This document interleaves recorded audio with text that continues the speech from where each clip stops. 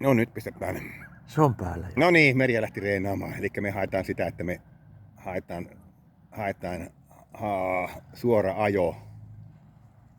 Suora ajo, haku, kasaus, suora luoksetuonti ja tarpeellinen määrä käskyjä. Ei yhtään ylimääräistä, mutta tarpeellinen määrä käskyjä. Ja virheistä huomautetaan sitten. Hyvä, siinä ympäri. Ympäri. Annat valua ja tönäät vähän vauhtia niille.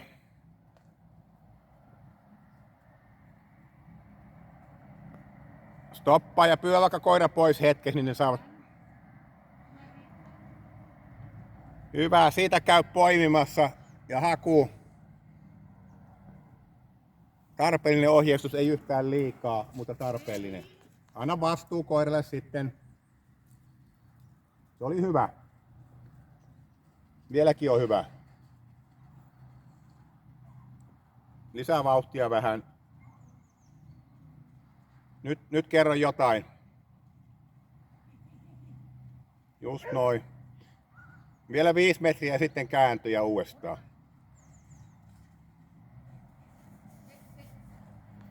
Hyvä. Stoppi ja sekunnin miettiminen ja kääntö.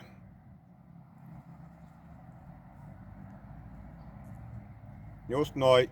Ja suoraan ajat toiseen suuntaan. Tönä sen vauhtiin ne.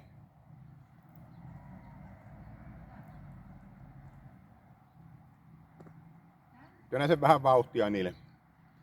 Ei tule vetoa.